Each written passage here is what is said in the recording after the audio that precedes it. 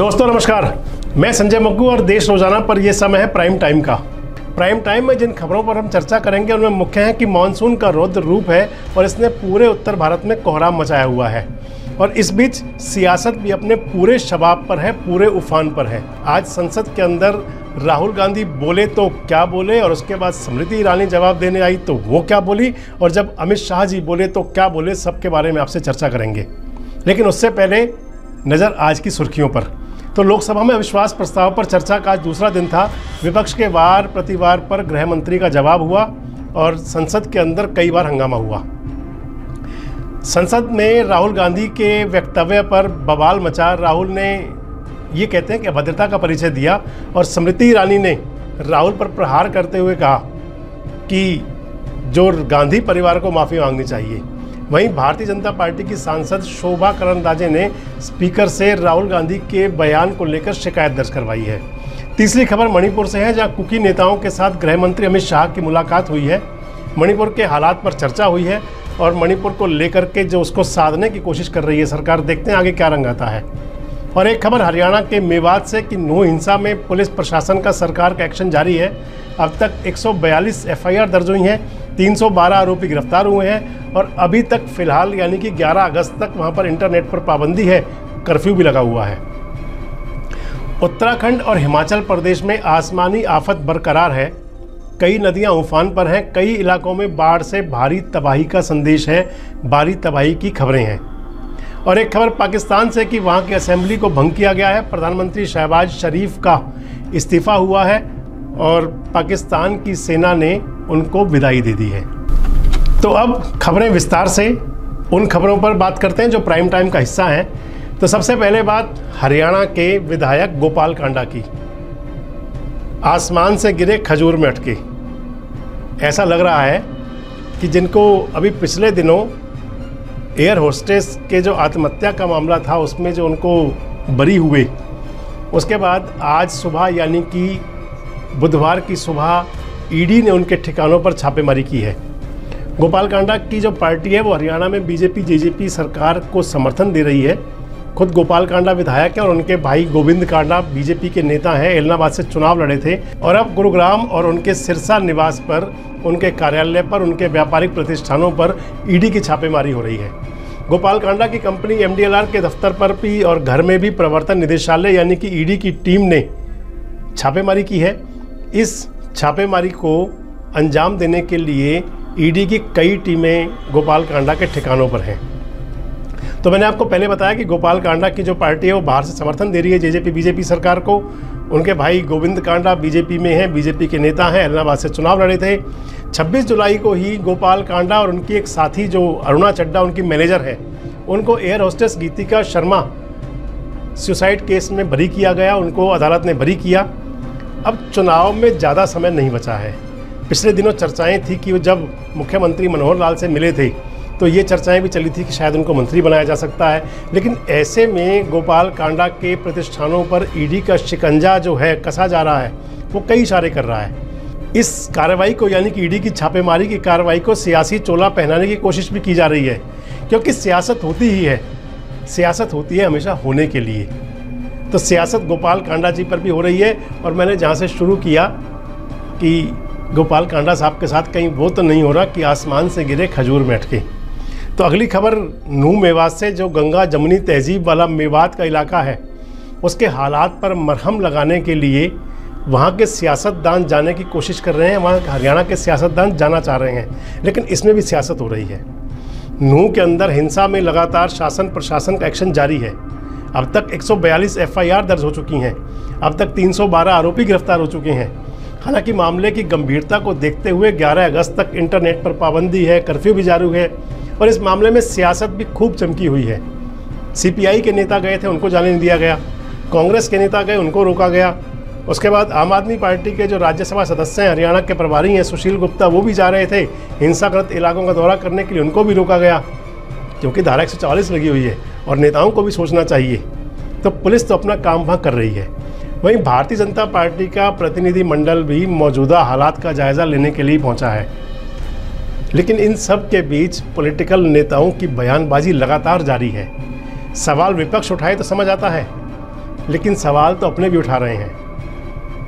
चाहे deputy CM Dushyant Chautala हो, चाहे राव इंदरजीत हो, और इवन चाहे गृह मंत्री अनिल विज साहब हो, वो भी उस सारे मसले पर कहीं ना कहीं सवालिया निशान लगाते हैं। खैर, अगर ये कहा जाए कि इन सब के पीछे राजनीति है, तो जो राजनीति है कभी थमती नहीं, राजनीति हमेशा कहीं ना कहीं चलती रहती है।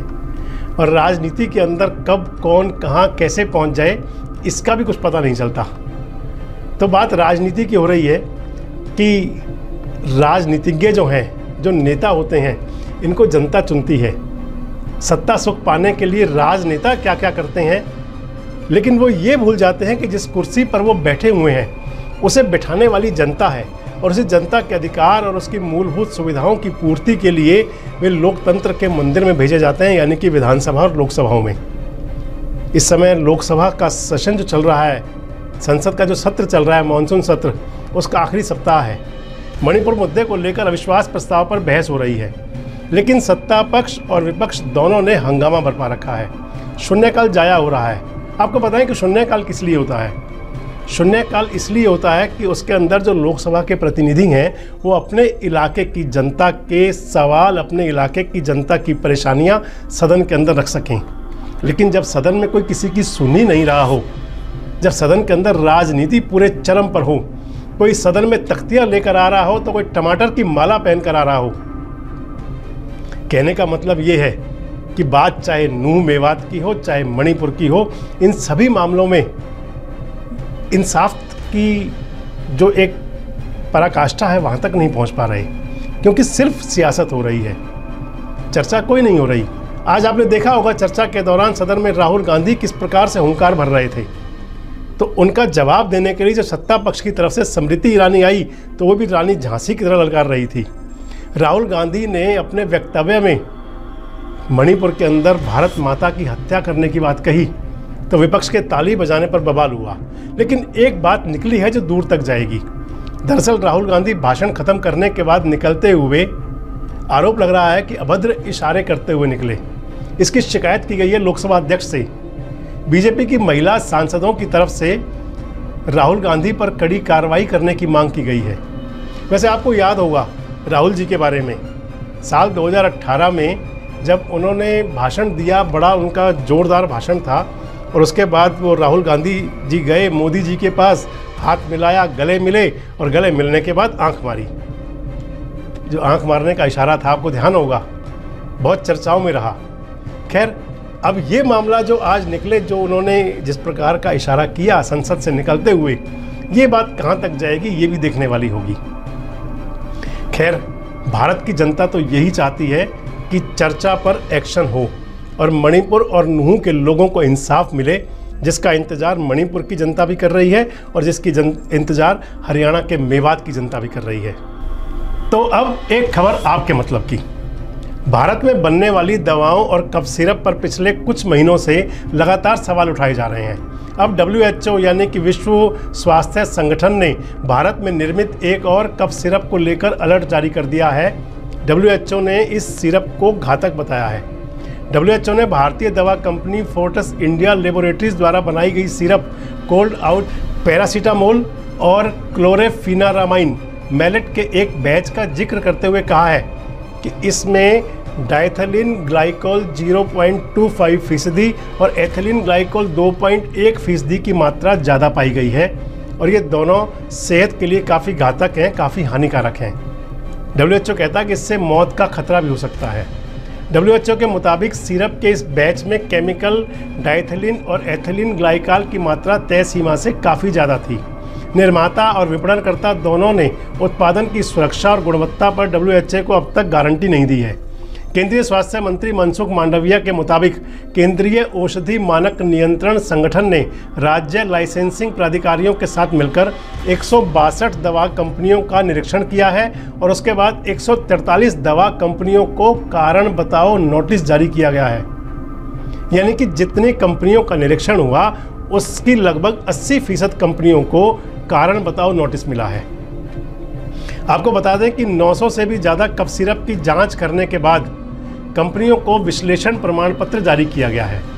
केंद्रीय स्वास्थ्य मंत्री के मुताबिक जब दावों की गुणवत्ता या सुरक्षा से संबंधित मामले सामने आते हैं तो जरूरी कार्रवाई के लिए मामले को राज्य लाइसेंसी प्राधिकरण के समक्ष उठाया जाता है। कफ सिरप के निर्यात को लेकर 2 महीने पहले ही नियमों में बदलाव किया गया था और अब बिना सरकारी लैब में जांच के कोई भी कंपनी किसी भी दवा को अगर मार्केट में भेजती है और वो दवा मानकों पर खड़ी नहीं उतरती है तो उसका प्रोडक्शन बंद कर दिया जाएगा। यानी कि आपकी सेहत को ये दवा कंपनियां कहीं ना कहीं खतरा पहुंचाने की कोशिश कर रही हैं और उसको लेकर हमारी सरकार और हमारा स्वास्थ्य मंत्रालय, इसके साथ साथ WHO पूरी तरह गंभीर है। तो चलिए आज के प्राइम टाइम में इतना ही, दीजिए इजाज़त। कल फिर मुलाकात होगी आपसे कुछ उन खबरों के साथ, कुछ उन मुद्दों के साथ जो रखते हैं आपसे सरोकार। तब तक अपना बहुत ध्यान रखें। शुभ रात्रि।